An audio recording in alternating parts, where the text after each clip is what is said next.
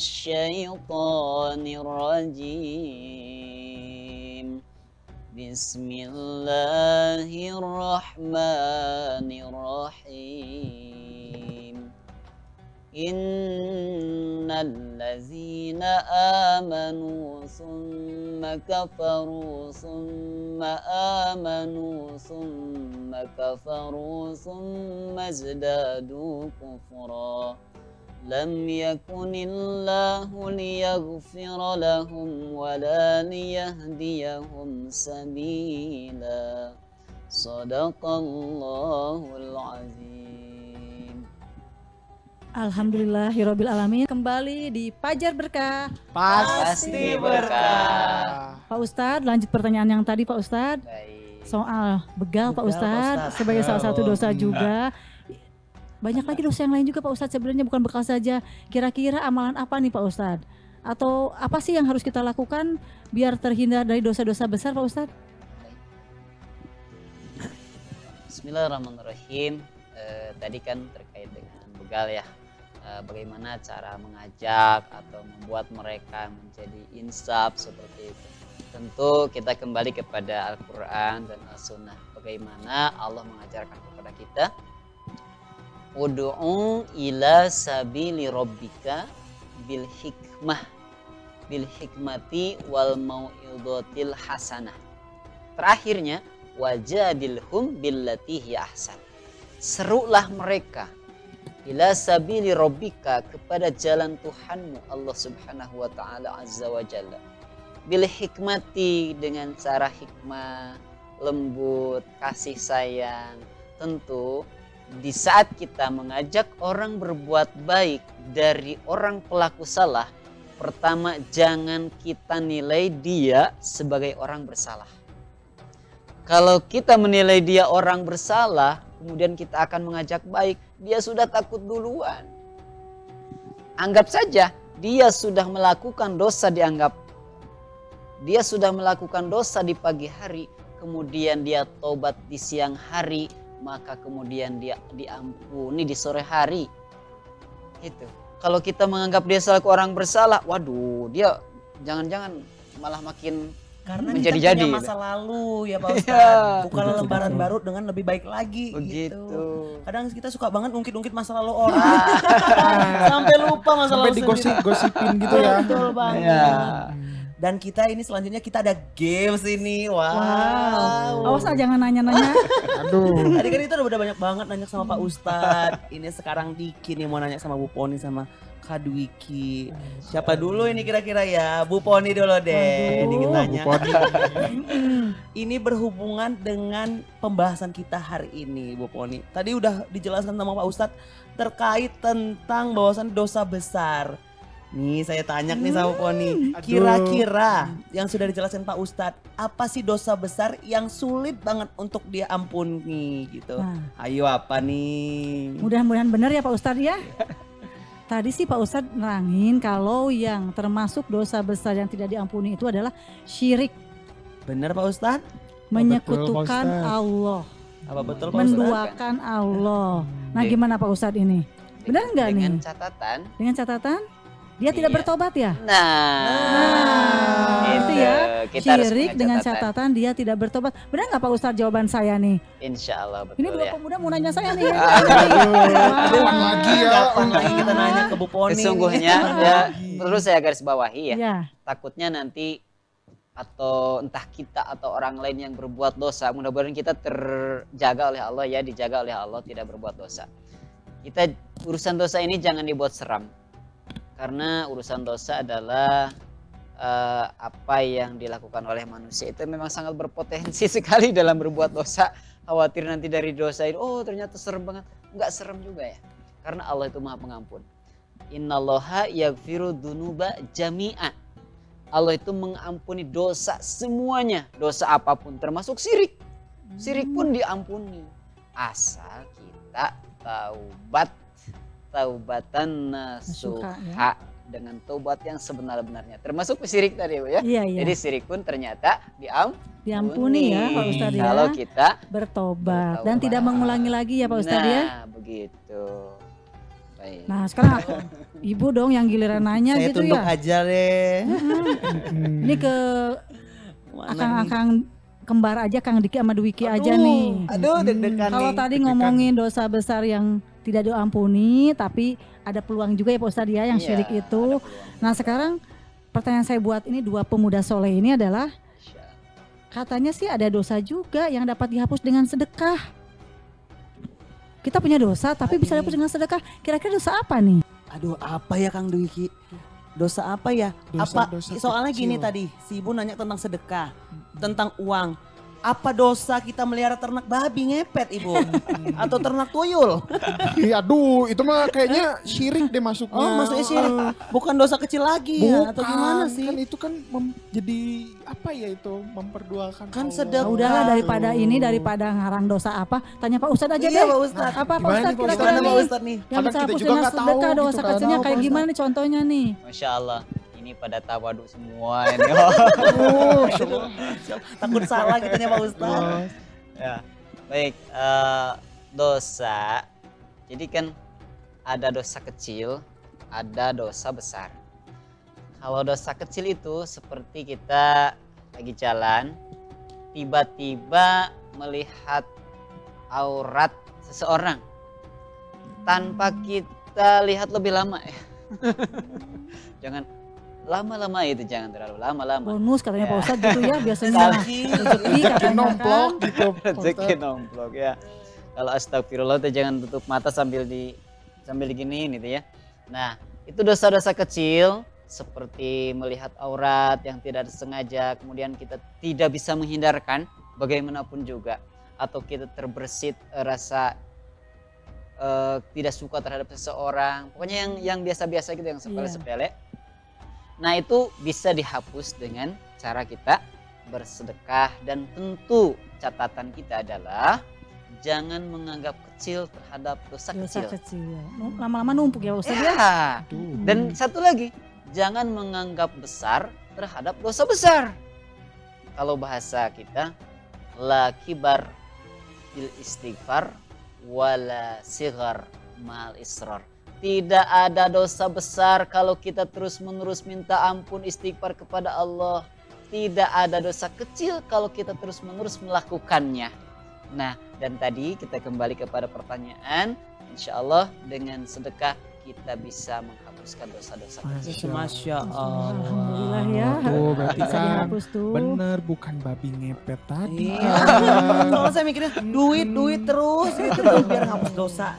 Nih Kang, tuh Ya. sudah ada pemirsa yang nanya. Ada pemirsa nanya. Oh ada iya yang sudah pemirsa. ada. Dan pemirsa yang nanya bisa langsung aja di nomor kontak person kita di 0813 9447 7912, dan ternyata Bu Ada Poni yang masuk ya. ada yang masuk banyak banget. Ini saya bacakan dulu ya. Yang pertama ini Barik dari Bandung Barat nih katanya. Assalamualaikum Pak Ustadz. Waalaikumsalam warahmatullahi wabarakatuh. Wabarakatuh. Saya sering tidak mematuhi orang tua dan cenderung sering melawannya. Untuk meminta pengampunan kepadanya bagaimana ya Pak Ustadz? Karena keduanya sudah meninggal dunia. Insya Allah. Insya Allah. Bagaimana itu Pak Baik, Ustadz? terima kasih yang sudah bertanya. Semoga dirahmati Allah Subhanahu wa taala, dan kita semuanya mudah-mudahan dirahmati Allah Subhanahu wa taala. Amin. Amin. Pertama, bagaimana cara bertaubat apabila kita punya dosa kepada orang tua? Betul Pak Ustadz. Dan orang tuanya tadi Orang sudah tuanya meninggal dunia. Insya Allah. Pertama kita dasari dengan Quran surah Al-Isra ayat 23. A'udzu billahi minasyaitonir rajim. Bismillahirrahmanirrahim. Wa qada rabbuka alla ta'budu illa iyyahu wa bil walidaini ihsana. إما يبلغن عندك الكبر أحدهما أو كلاهما فلا تقل لهما أف ولا تنهرهما وقل لهما قولا كريما. Sadaqallahul azim wa sadaqal rasulul.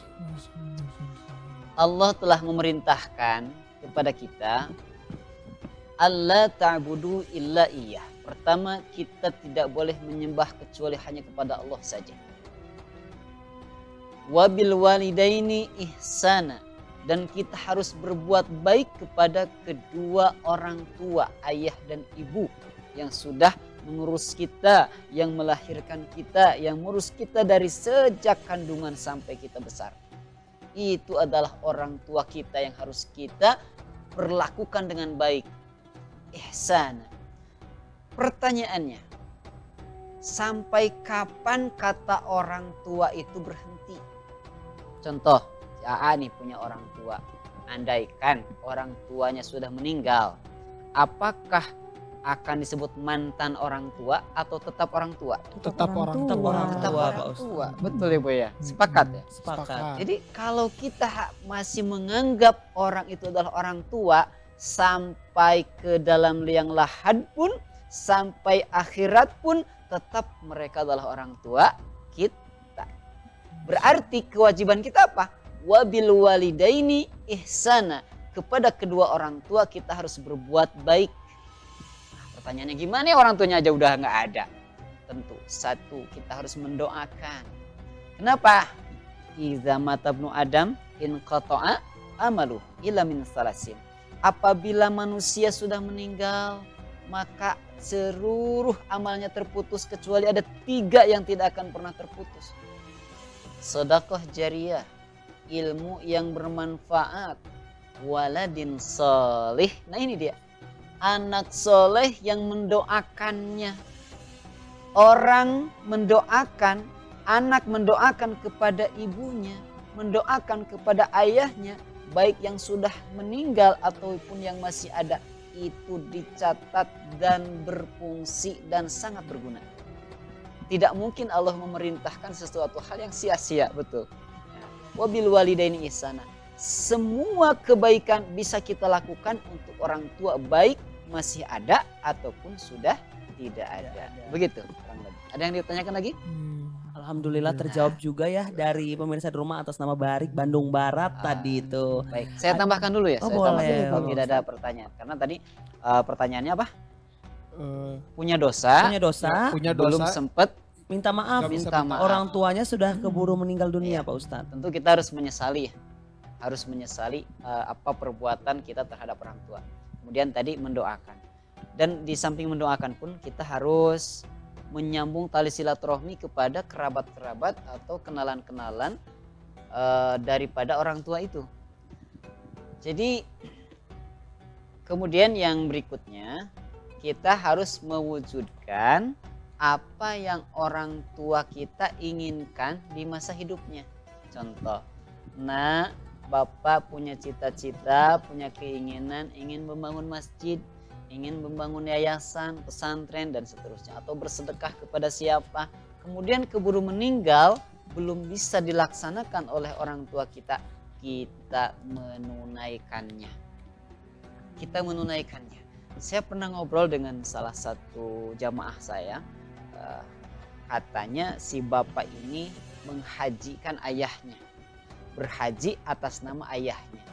Kemudian beliau bermimpi, Pak, kenapa bapak ada di sini? Kan kamu sudah memindahkan bapak, kamu sudah menghajikan bapak, jadi bapak pindah tempatnya. Sekarang tempatnya jadi enak. Masya Allah. Itu asli. Masya Allah, Masya Allah. Asli, saya pernah ngobrol dengan orang itu. Kalau mimpinya nggak tahu, saya kan bukan pemimpi. Tapi saya pernah ngobrol dengan bapak itu, dan insya Allah orang itu orang soleh.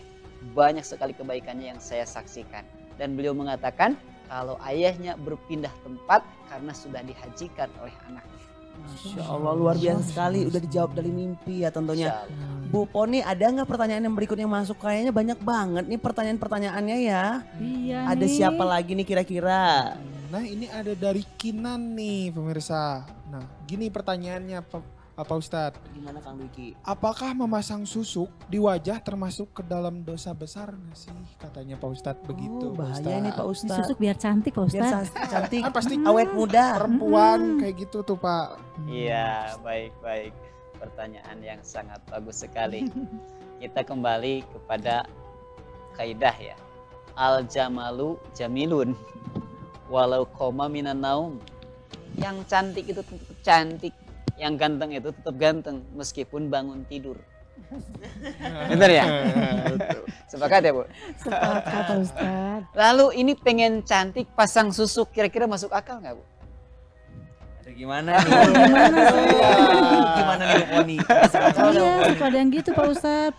Pengen Pasang cantik susuk biar pasang kelihatan susuk buat cantiknya tuh sama lawan jenis. Awet Masya muda. Allah. Awet muda bisa menarik perhatian, Nah, itu betul, biasanya betul. seperti itu. Ada targetnya biasanya Pak Ustadz Target nih. biasanya. Targetnya sini pas ngeliat jadi glowing gitu. Ya, jadi glowing. Saya pastikan kalau yang pasang susuk berarti ada tujuan-tujuan tertentu dan biasanya tujuan itu kurang baik. Biasanya tujuan itu kurang baik. Kita tetap kembali kepada tadi, jangankan pasang susuk, urusan tadi meminta atau apa ya, sampai mandi kembang dan seterusnya. Kita kembalikan kepada niat. Innamal a'malu binniyat. Yang jelas, kalau dia punya keyakinan dengan pasang susuk dia menjadi pede, dengan pasang susuk dia punya kekuatan, dengan pasang susuk dia berubah kehidupan, sehingga dia berkehendak, sehingga dia berkeyakinan kekuatannya dari susuk, jelas-jelas musyrik. Karena dia menganggap susuk yang merubah hidupnya. Itu. Tapi kalau dia masang susuk atas dasar tidak ada tujuan, saya yakin itu tidak akan apa-apa, tidak akan jadi dosa besar. Tapi pertanyaan, mungkin gak dia bersusuk tapi tidak ada tujuan? Pasti ada tujuannya Pak Ustadz. Pasti kan tujuannya Pasti ada. itu sama laki-laki. Betul. Kalau perempuan yang masang. Iya. Kalau laki-laki yang masang. Sama sih ke perempuan, gak mungkin ke Perempuan. laki-laki. Takut Nggak juga kita kalau tertariknya laki-laki. Jadi saya kembalikan ya, kembali kepada kemaslahatan dan kemadaratan. Kalau kita tujuannya adalah kemaslahatan, kalau memang ada, kita tidak boleh mengatakan itu syirik. Kalau memang ada ya, dan saya tidak tahu dari jalur amanah gitu bisa adanya. Tapi insya Allah kebanyakan itu bahaya sekali. Karena susuk itu akan mempengaruhi hatinya dan keyakinannya. Kemudian dia mempunyai kekuatan dari susuk itu. Nauzubillah min dzalik, itu bisa menyekutukan Allah. Insya Allah banyak sekali nih yang kita Betul, Ibu. dapat ya dari Pak Ustadz, ngomongin susuk, Ngomongin dosa orang tua, orang iya, tua, dosa orang tua. ya. Durhaka, serem Zina, jadinya ya. zina. Dan pemirsa di rumah pastinya tentu bisa dapat bertanya-tanya bersama kami melalui kontak person kami di 0813 9447 7912. Nah pemirsa di rumah, masih banyak lagi pembahasan kita yang seru-seru banget. Jangan kemana-mana, tetap bersama kami di Fajar Berkah. Pasti berkah.